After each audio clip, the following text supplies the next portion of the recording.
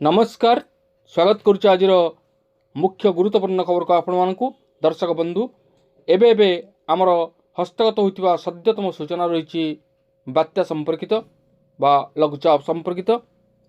दर्शक बंधु ओडिशा गोटे बात्या प्रवण राज्य जहाँ प्रतिवर्ष अनेक बात्यार सम्मुखीन करिଥାଏ। ठीक से भली एवर्ष किभली भाव में बात्यार सामना करिब ओडिशा से नहीं पूर्वर चिंतार अच्छा पाणीपाग विज्ञानी मान।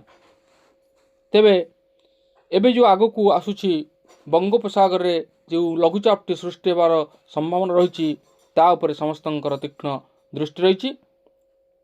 तेबे जदि ओडिशा को बात्या आसे तेबे तार मुकाबिला किभली भाव करा से नहीं पाणीपाग विभाग निश्चित पूर्वर सतर्क सूचना जारी करिबो। किंतु आजिर एही रिपोर्टटी बात्या संपर्कित जो रही जानिबा से संपर्क में कौन कहते पाणीपाग विज्ञानी बात्या को नहीं।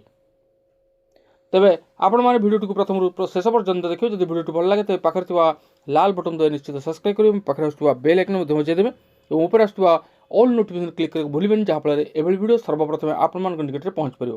तेज आसतु जाना आज गुरुत्वपूर्ण खबरटी। बंधुगण पूर्व वर्ष ओडिशा रे बहुत थर बात्या आसीथिला जहाँ आगरू केबे मध्य होई नथिला।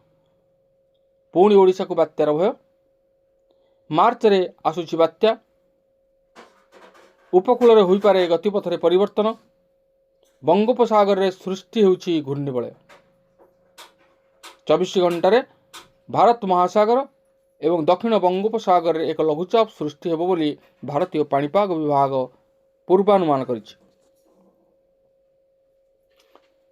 तेबे एही सूचना पाइबा परे उपकूल लोकंक मनरे छनका पशिछि कारण बारंबार ओडिशा उपकूल मुहां हेउछि बात्या।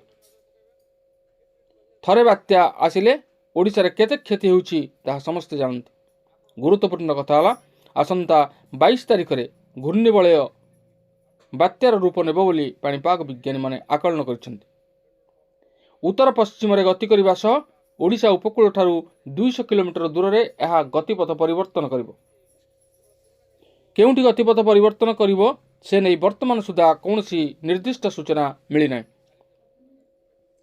पाणीपाग विभाग सूचना अनुसार गतिपथ परिवर्तन करिवा परे यह उत्तर पश्चिम दिगरे गति करी बांग्लादेश स्थलभाग रे अतिक्रम करिवो बोली आकलन करिछि पाणीपाग विभाग।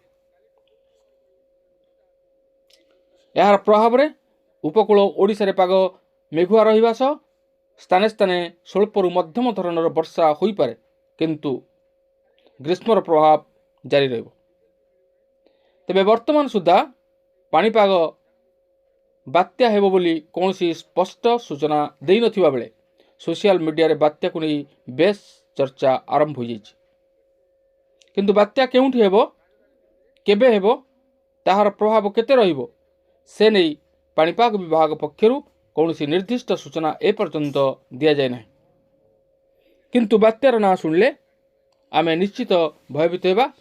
किंतु सोशल मीडिया रो एभली अनेक गुजब को आपण माने वर्तमान ध्यान दियंतु नाही जहाँ निर्दिष्ट सूचना न्यूज चैनल माध्यम रे प्रकाश पाइबो बा पाणीपाग विज्ञानी मानकर आकलन निर्दिष्ट समय रे निर्दिष्ट तथ्य प्रदान करिवो। सेथिपाई आपण माने व्यस्त हेबार कौनसी आवश्यक नाही। तेणु ए थिला बात्या संपर्कित एक विशेष गुरुत्वपूर्ण सूचना। आज एति पुणी देखा आगामी भिडियो रे। रहुछि धन्यवाद नमस्कार।